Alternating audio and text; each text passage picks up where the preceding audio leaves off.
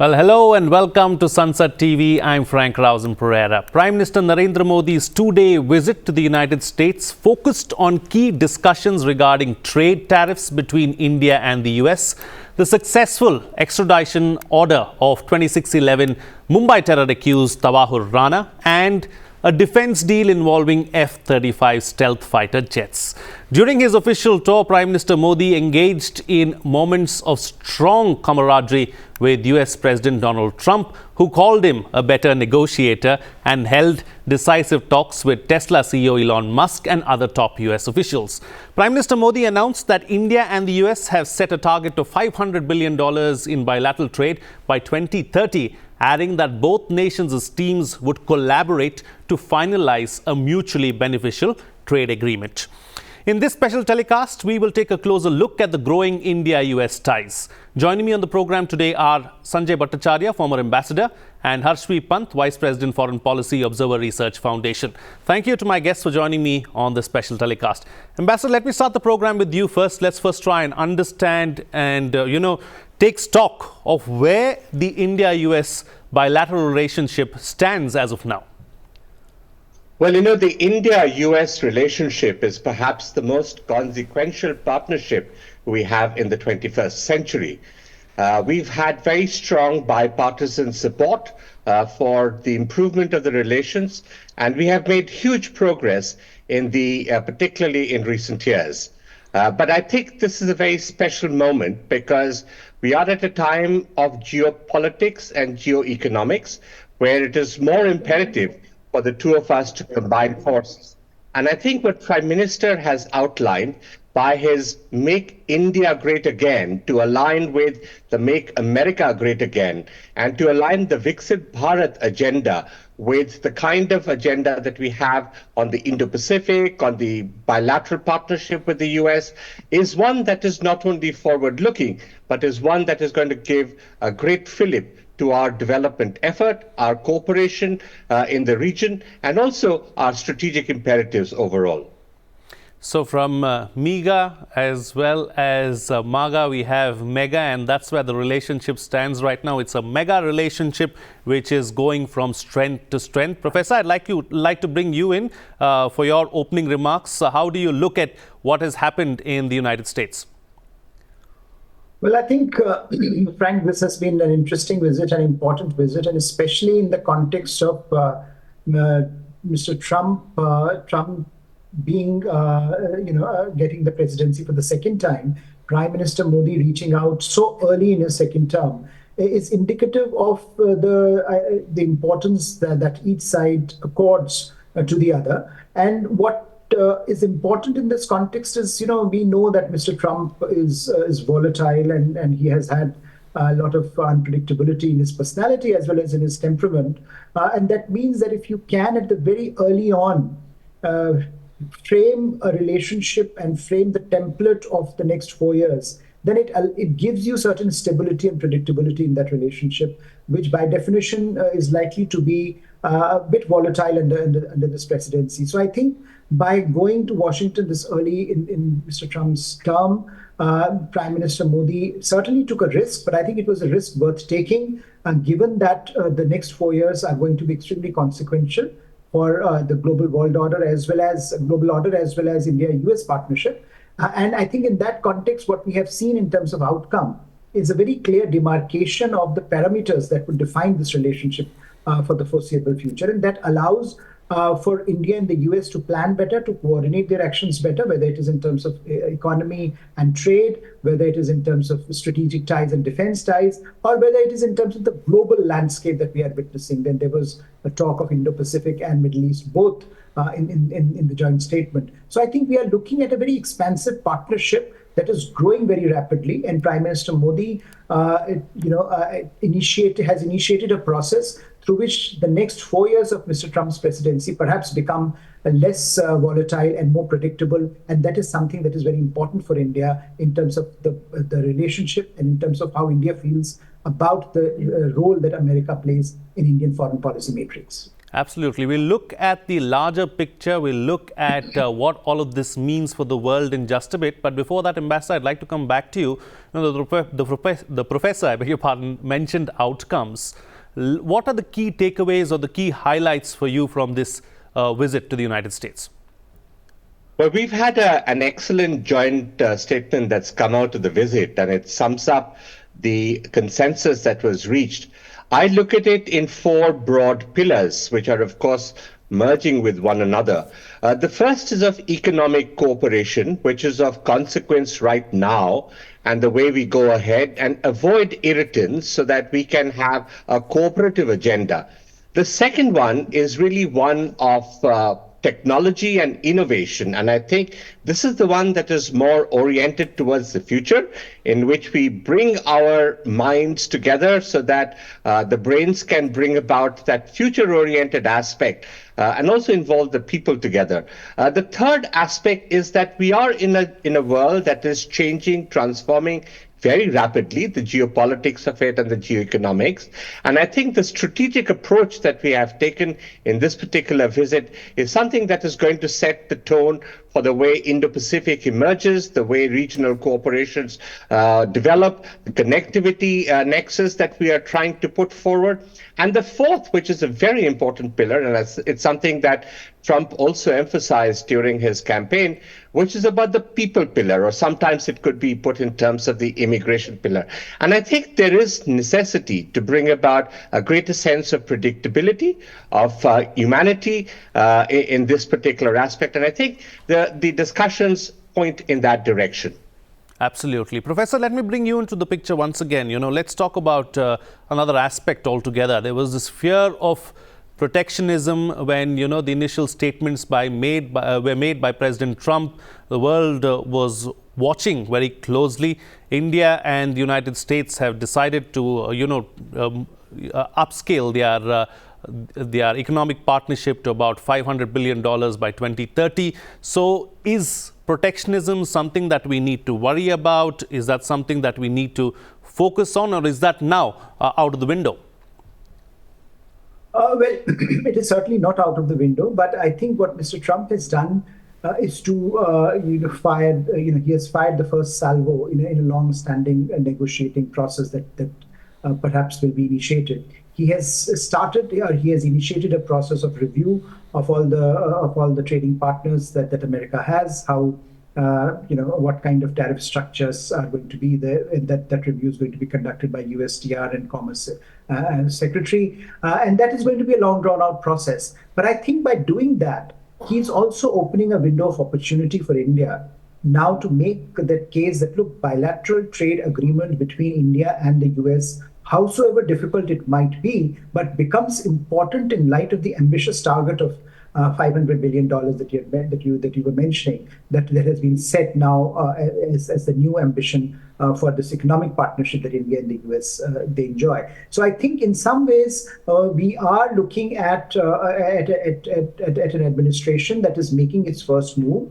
And of course, Prime Minister Modi also articulated this well when he said that, look, if Trump has to cater to his own constituencies and cater to American national interest, then India also has to cater to its own national interest, which basically meant that there are certain red lines for India in a negotiated settlement, in negotiations that will move on now to the nitty-gritty of the arrangements that will come into place. So I think there is a genuine degree of understanding as to where America is coming from and where India is coming from in this. And certainly both sides will give some and take some and come to a consensus on what kind of an economic partnership is required to meet the demands of the 21st century, but also the demands of their respective domestic constituencies. Clearly, America is changing. Clearly, American demands are changing. And American mood towards free trade is changing. India's approach to this question is also evolving. We have seen, for example, some duties that were lowered during the union budget that was announced recently. So we are also looking at refining and reforming our own domestic policies. So where the two converge will be actually the deal that would come through. But certainly the ambition that we see in the relationship today, that the two leaders have mapped out for the two bureaucracies, that ambition entails that I think the risk of tariffs or a tariff war should not be seen as the central lens through which to evaluate this partnership. Absolutely. And since we are here, Ambassador, this is something that I'd like you to touch upon as well. You mentioned economic cooperation as the first pillar as well in your previous comments. So as far as a comprehensive economic partnership or an FTA or a trade deal between the two countries, it is something that has been in the making for quite some time now. Have you seen considerable progress on that front? Can we expect, some kind of an agreement sometime in the near future? Well, I think the major outcome that comes out of this interaction is that the issue of economic cooperation between India and the United States is now stated to be critical. And it is something that is not confined to the issue of tariffs alone. So that itself, I think, is a huge progress. What they have done and agreed upon is to expand the cake, because the moment you say that you're going to more than double your trade in 5 years, which is a very ambitious target, it actually wipes away several cobwebs that are there in the process, and therefore allows you to think far more innovatively. The idea of the trade agreement that has been called upon, in which they've actually set a very short timeline in which to agree to this, probably suggests towards an early harvest process so that you can reap the benefits of it as soon as you can. And this often has benefits because it's maybe slightly in contrast to a SEPA or a full-fledged FTA. But when you do the early harvest kind of a thing, you actually see quantum jump. It also then promotes the other variables, which is the transfer of technologies, the investments that flow in. And we know that in this interconnected world, and they talked about the importance of supply chains and value chains, that these actually then have a beneficial effect on the overall economic performance, including that of trade. So I think this has been a very enriching dialogue that has happened, and I think a lot of homework has gone into this. It's a very optimistic scenario that has been painted. I hope that they will be able to achieve it within the timelines. An optimistic scenario has been painted. The future looks bright. We need to work on these issues and ensure that the timelines are kept and met. And that's what we need to focus on immediately. All right, Professor, let me bring you into the picture once again. Let's look at another aspect here, strategic as well as defense ties, big ticket area or big ticket announcement being the F-35, state-of-the-art aircraft in that sense. Can we expect something with regards to technology transfer as well? Maybe not exactly in defense, because that's something that the US holds very closely, but maybe in AI and other areas. Well, certainly, I think technology is going to be an important driver in this relationship, and it has been an important driver under the Biden administration as well. We know that the ISET initiative on critical and emerging technologies was initiated, and that had been a very big boost to the relationship because it was ultimately the last frontier in this relationship. We had crossed the nuclear frontier, and high-end technology was something that was still part of the process. It was still under consideration, and once we crossed that barrier, there were in some ways it became a very seamless partnership. Now, I think what has happened is we have seen from ISET now they are calling it trust.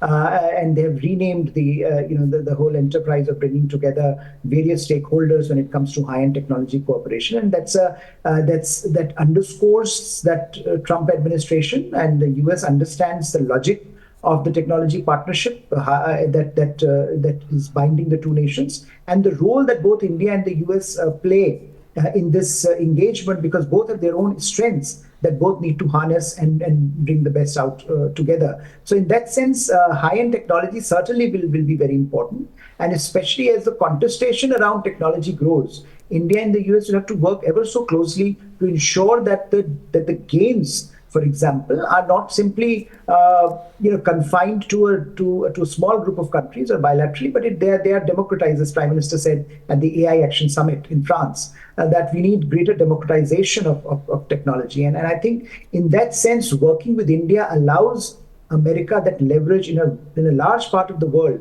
particularly in the global south, where America has been losing a lot of traction. So I think in more ways than one, the technology partnership allows the two to harness each other's strengths, and that has been, I think, from the joint statement, from the presser that we heard, technology certainly will be a very important determinant of this relationship, and we are going to see more initiatives in this regard going forward. And I think the most positive aspect has been that the Trump administration is taking forward the initiatives that were started in the Biden administration. They may have renamed them here and there, but I think the larger message is that this partnership will continue across administrations, and that's a very positive message to move from a place where we were all seeing divergences. Suddenly now this convergence and the importance and the centrality of this conversation to wider bilateral partnership is very well expressed. Absolutely. Ambassador, let's shift gears now and talk about another aspect. Are there any areas of concern, do you think, where we need to tread carefully going forward? I think geopolitics is one area where we need to be mindful of the transformations, because many of these changes are unpredictable and are sometimes not quite foreseen. However, what we do see is that on this in particular, there is some degree of convergence. We do see the continuing conflict in the Russia-Ukraine theater and also in the West Asian theater. There was very little mention of the tensions in the South China Sea, but there was sufficient reflection on the Indo-Pacific and the importance of the I2U2 and the IMEC. So I think on the geopolitics aspects, they have been treading water, which is a very careful thing to do in a fragile geopolitical transformative phase that we are in.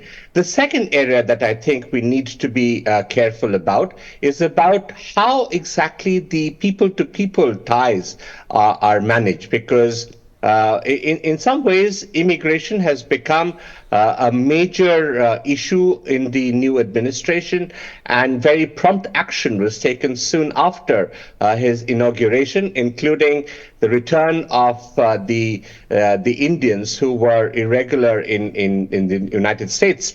And I think while the question of the return was not one that was held in dispute, and I think in some ways it opens up the possibilities of further cooperation on the illegal trafficking of humans that happens through various networks. But it did open up this question of the humanitarian aspects of such moves when they happen. Also linked to this would be the fate of how the long-term residency or the employability of highly skilled professionals in the United States is going to continue. Is it going to be something that is going to be on the basis of just pure lottery?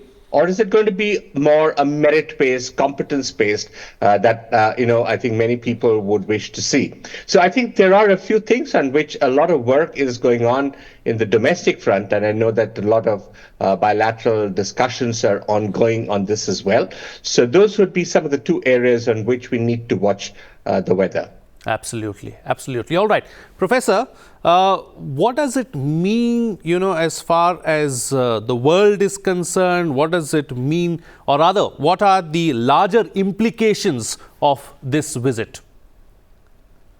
See, I think what this visit means for the larger geopolitical order is that the two of the world's most important democracies, two of the world's most important economic powers are willing to converge and willing to work together despite their differences that may have emanated on certain issues, for example, tariffs or immigration. There is a sense that both sides are willing to look beyond those differences and work towards a global order where both sides are willing to provide certain global public goods. And I think in that context, it was interesting to see Middle East being mentioned, IMEC and I2U2 being mentioned. It was interesting to see a new initiative on the Indian Ocean that was announced. So I think broadly, this is not simply a bilateral relationship. This is a relationship that is responding to the challenges of the global order that are coming fast and furious. And in that sense, I think the relationship is being transformed into a more pragmatic 21st century relationship that is doing two things, that is responding both to the domestic pressures that are coming. So there is clearly domestic pressure, particularly in the US, insofar as reorientation of their foreign policy is concerned. But it is also responding to the structural changes that are happening on the ground, which is the changing balance of power, which is the demise of multilateralism, and which is that new norms and new institutional frameworks are needed in this day and age, where India and the US can sit together, can collaborate more, can coordinate their actions, and can therefore produce certain public goods which can help not simply bilaterally the two countries, but also a large part of the world that is looking for leadership. So I think in that sense, this relationship has become much more than the sum of its parts. It has become much more vital to the global order, and it has become much more interesting in that sense from an analytical perspective, that we are not simply talking about bilateral disputes, bilateral challenges, or bilateral opportunities. We are also looking at global issues and global opportunities that exist in this very, very critical bilateral relationship. Absolutely. We're looking at global opportunities. We are looking at the best for both the nations and, in turn, the interest of the world as well. It's time now to get closing comments from both the panelists with the best way forward and what next. Where do we go from here? Ambassador, let me open the floor to you. I think this visit, which happened at a very early moment in the new Trump administration, was very important because it not only brings a certain meeting of the minds of the two leaders who share a very strong bonhomie and close camaraderie, but I think in terms of how the two nations and the two systems can work together. I think one of the things that comes out of this is the idea that the direction has now been set, which is very positive, and it is important to ensure that the implementation doesn't get affected by cobwebs that may come in the way. The second idea that I think is very significant from this visit is that we have now got a very broad-based agenda which looks at the bilateral initiatives merging into each other's priorities. And this is very important. So it's not just what America needs or wants, but also the recognition and acknowledgement of what India wishes to do and the way India wishes to go ahead. And this would have implications not only for India's domestic development, India's economic development, technological introduction, the level of innovation, the strategic preparation, but would also have a certain implication in the regions around and in the global theater as well. So I think this has been a very important visit. It has been very timely, and it sets a very optimistic tone. The rest is for the rest of the business world and the governments and the various departments to follow up on. Absolutely. And Professor, close the show for us with your concluding remarks. Well, I think it has the visit seems to have achieved the outcome that perhaps it was intended for, and has laid down a template for the next 4 years. But this is also a moment, as we were discussing, that so much change is happening, and it is happening at such a pace that the two sides, the two nations, really have no luxury, to sit back and relax. I think the two sides will have to continue to work at this relationship to ensure that the outcomes that are mentioned here get implemented, and also that various stakeholders that are involved in this conversation continue to be engaged so that both bilaterally the relationship can flourish, but also globally the challenges that are coming our way can be met with a degree of resolve and resoluteness that is perhaps the demand of our times. And therefore, I think the visit has laid down a lot of groundwork. Now it is for the two sides to continue to build on that and to ensure that the momentum is not lost, because at times we have seen that we announce great projects, but the momentum is soon lost. And I don't think that should be allowed to happen in this particular case, because the next 4 years, in any case, are going to be very turbulent and topsy-turvy, just because you have a president in Washington who is quite unpredictable by definition. So I think we need to be prepared for all kinds of eventualities. Okay, all right. We have to be prepared for all kinds of eventualities. We should not lose the momentum. It has been a timely visit where the 4 key takeaways are economic cooperation, technology and innovation, strategic approach, and diaspora or people. Also, of course, this particular bilateral relationship has transformed into a pragmatic 21st century relationship that only has been going upwards. With that, I'd like to thank my panelists for joining me on the program and putting things into perspective for us. That's it on this special telecast. This is Frank Rausen Pereira signing off.